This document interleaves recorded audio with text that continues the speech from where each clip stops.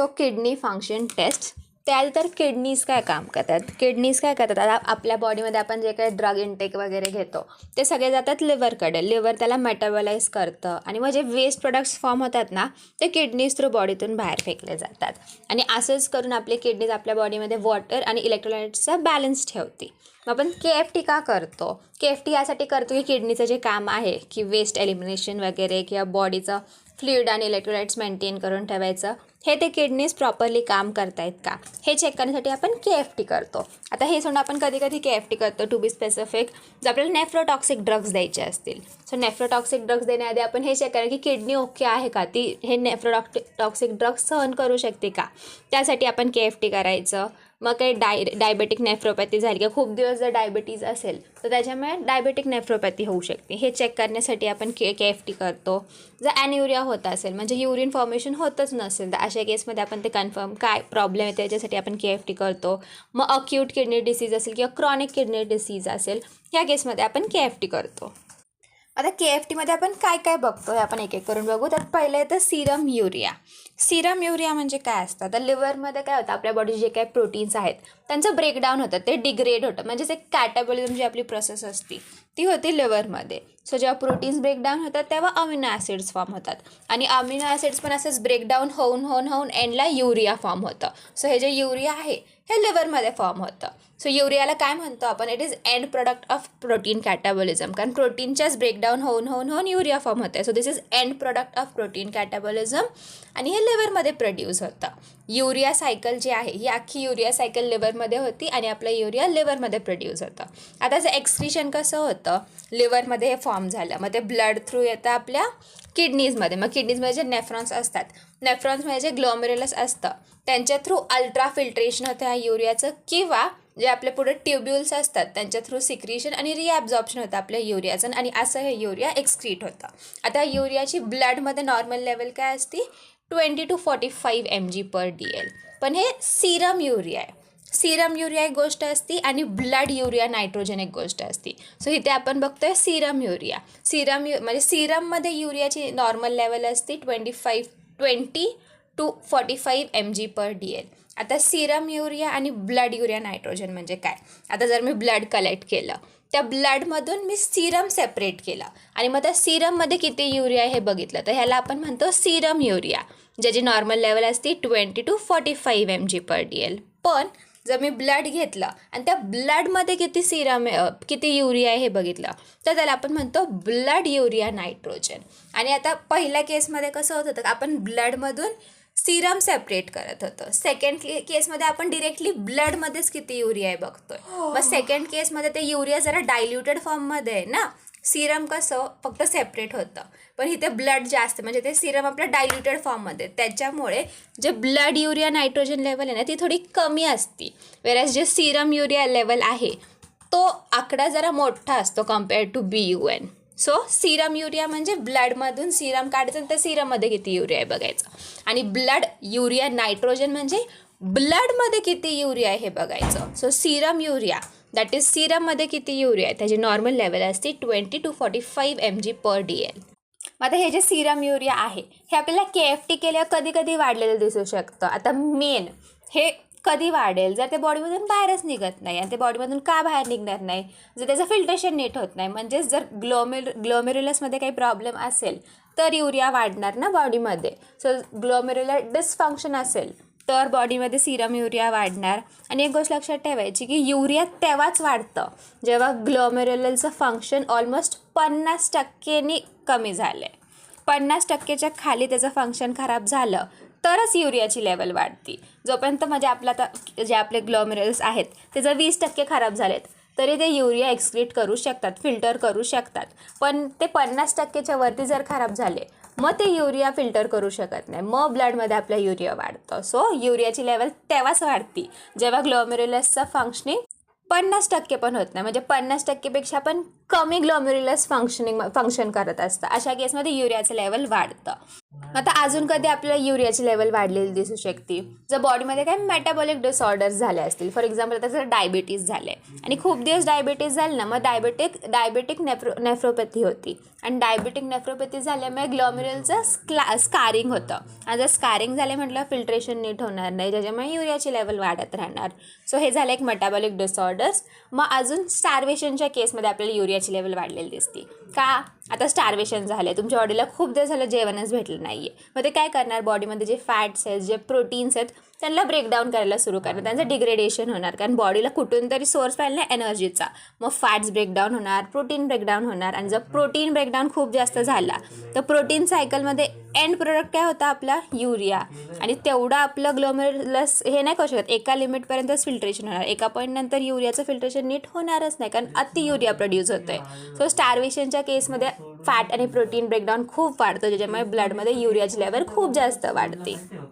मग आता नेक्स्ट आहे की आपल्याला KFTमध्ये युरियाची लेवल कमी कधी झालेली दिसते. आता आपण स्टार्टिंगलाच सांगितलं की लिव्हरमध्ये युरिया फॉर्म होतं. आता जर लिव्हरमध्ये काही प्रॉब्लेम आहे तर युरिया नीट फॉर्म होणार नाही, ज्याच्यामुळे युरियाची लेवल कमी होणार. सो जर काही हिपॅटिक इंजुरी असेल किंवा लिव्हरच्या फंक्शनिंगमध्ये काही प्रॉब्लेम असेल तर अशा केसेसमध्ये युरिया नीट फॉर्म होणार नाही. अशा केसमध्ये आपल्याला सिरम युरियाची लेवल कमी झालेली दिसणार. सो हे झालं सिरम युरिया. आणि सिरम युरियाची नॉर्मल लेवल काय असते 20 to 45 mg/dl. मग आता नेक्स्ट येतं ब्लड युरिया नायट्रोजन, जे आपण सांगितलं की आपण डिरेक्टली ब्लडमध्ये किती युरियाची लेवल आहे ते जेव्हा आपण बघतो त्याला आपण म्हणतो ब्लड युरिया नायट्रोजन, ह्यालाच आपण म्हणतो BUN. आणि हे कसं कॅल्क्युलेट करतो आपण, आता आपल्याकडे जर नॉर्मल सिरम युरियाची लेवल आली दॅट इंटू 0.47 हे केलं आपल्याला ब्लड युरिया नायट्रोजन भेटतं. So blood urea nitrogen is Serum urea into 0.47. ह्याची नॉर्मल रेंज असते युजली 5 to 26 mg/dl. आता हे कधी कमी होऊ शकतं जर फ्लुइड ओव्हरलोड झाला आहे. आता बॉडीमध्ये फ्लुइड ओव्हरलोड झाला आहे, फ्लुइड्स वाढलेत, त्यामुळे जे ब्लड आहे ते डायल्यूट झालं आहे, त्याच्यामुळे तिथलं जे युरिया आहे त्याचं व्हॅल्यू कमी होणार ना त्या डायल्युशनमुळे. सो अशा केसमध्ये आपल्याला ब्लड युरिया नायट्रोजन कमी झालेलं दिसतं. जर माल न्यूट्रिशन आहे, आता माल न्यूट्रिशन म्हटलं बॉडीमध्ये सफिशियंट प्रोटीन्सच जात नाहीत, प्रोटीन्स जातच नाही तर त्यांचं ब्रेकडाऊन होऊन युरिया काय फॉर्म होणार. सो अशा केसमध्ये ब्लड युरिया नायट्रोजन कमी झालेलं दिसतं. मग सिव्हिअर लिव्हर डिसीज असेल, जर लिव्हर खराब झाली आहे तर युरिया कसं नीट फॉर्म होणार ना, कारण युरिया लिव्हरमध्ये फॉर्म होत होतं. सो अशा केसेसमध्ये सुद्धा आपल्याला BUN कमी झालेलं दिसणार. मग आता BUN वाढलेलं कधी दिसतं, पहिलं तर अशी केस जेव्हा आपल्याला ब्लड युरिया नायट्रोजन वाढलेलं दिसतंय त्याला आपण म्हणतो ॲझोटेमिया. ॲझोटेमिया म्हणजे जेव्हा ब्लडमध्ये ब्लड युरिया नायट्रोजन लेवल वाढलेली असते. आता हे कधी कधी होऊ शकतं, पहिलं तर कसं आहे, आता आपलं जे ब्लड अख्ख्या वेसल्स थ्रू फिरून येत आहे, ते किडनीजमध्ये जात आहे, ते नेफ्रॉन्स थ्रू ग्लॉमेरुलस थ्रू जात आहे, ते ब्लड तिथून नीट जाण्यासाठी ना आपलं नॉर्मल जो सिस्टॉलिक ब्लड प्रेशर असतो तो मिनिमम 70 mmHg पाहिजे, ज्याच्याने ते किडनीजमध्ये ते ब्लड त्या प्रेशरने आत जाईल, ते ग्लॉमेरुलस थ्रू प्रेशरने फिल्टर होईल.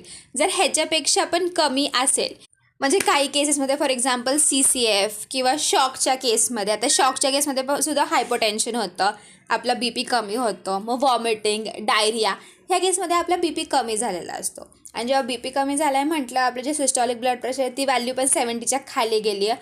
अशा केसमध्ये ते ब्लड त्या प्रेशरने ग्लॉमेरुलस थ्रू जातच नाही, ज्याच्यामुळे ते फिल्ट्रेशनच होत नाही आणि ह्याच्यामुळे ब्लडमध्ये युरियाची लेवल वाढते कारण ते फिल्टरच होत नाही आहे. सो हायपोटेन्शनच्या केसमध्ये आपलं BUN वाढलेलं दिसतं, दॅट इज ॲझोटेमिया दिसतं आपल्याला. आता अजून कधी आपल्याला युरिया वाढलेलं दिसतं, जो ऑब्स्ट्रक्शन झालं आहे, काही म्हणा युरेथ्रल ऑब्स्ट्रक्शन झाले, ब्लॅडर ऑब्स्ट्रक्शन झाले, काही ऑब्स्ट्रक्शन झालं असेल तर अशा केसेसमध्ये युरिनचा बॅकफ्लो होतो. तो बॅकफ्लो होतो, ती युरिन एकदम घाईने जाते वरती, ज्याच्यामुळे वरती सगळा प्रॉब्लेम होणार आणि ह्याच्यामुळे फिल्ट्रेशनमध्ये प्रॉब्लेम होणार. सो ऑब्स्ट्रक्शनच्या केसमध्ये कंटिन्युअस युरिन बॅकफ्लोमुळे तिथल्या सिस्टममध्ये प्रॉब्लेम होणार, तिथल्या सगळ्या ॲनाटॉमीमध्ये प्रॉब्लेम होणार, ज्याच्यामुळे फिल्ट्रेशनमध्ये प्रॉब्लेम होणार. सो हे झालं आपलं ब्लड युरिया नायट्रोजन. ह्याची नॉर्मल लेवल असते 5 to 26 आणि BUN वाढलेल्या सिच्युएशनला आपण म्हणतो ॲझोटेमिया. मग आता सेकंड येतं सिरम क्रिएटिनिन. आता एक गोष्ट लक्षात ठेवायची, आपण मगाशी जे दोन गोष्टी सांगितल्या सिरम युरिया आणि ब्लड युरिया नायट्रोजन, ह्या दोन्ही ऑलमोस्ट सेमच गोष्टी आहे. म्हणजे एक व्हॅल्यू आहे आणि त्यालाच थोडे एडिट वगैरे करून दुसरं असतं. म्हणजे आपलं पहिलं सिरम युरिया घेतो तर ते इंटू 0.47 करून मग ते आपलं ब्लड युरिया नायट्रोजन भेटतं. सो ते दोन्ही एकच पॅरामीटर्स आहेत. मग second parameter of KFT is Serum creatinine. आता सिरम क्रिएटिनिन जे आहे हा एक छोटासा ट्रायपेप्टाईड आहे. म्हणजे ट्रायपेप्टाईड म्हणजे काय की 3 अमिनो ॲसिड्सनी बनलेला हा एक छोटासा ट्रायपेप्टाईड आहे. आणि क्रिएटिनिन हे मसल्समध्ये असतं. मसल्समध्ये सगळं वेअर अँड टिअर होऊन त्यांचा मेटाबॉलिझम होऊन मग आपल्या ब्लडमध्ये क्रिएटिनिन येतं मसल्स थ्रू. सो हे मसल्समध्ये प्रेझेंट असतं. आणि युरिया जसं आपल्या बॉडीसाठी टॉक्सिक असतं तसं क्रिएटिनिन टॉक्सिक नसतं. जर युरिया बॉडीमध्ये ब्लडमध्ये वाढलं तर त्याचे साईड इफेक्ट्स असू शकतात.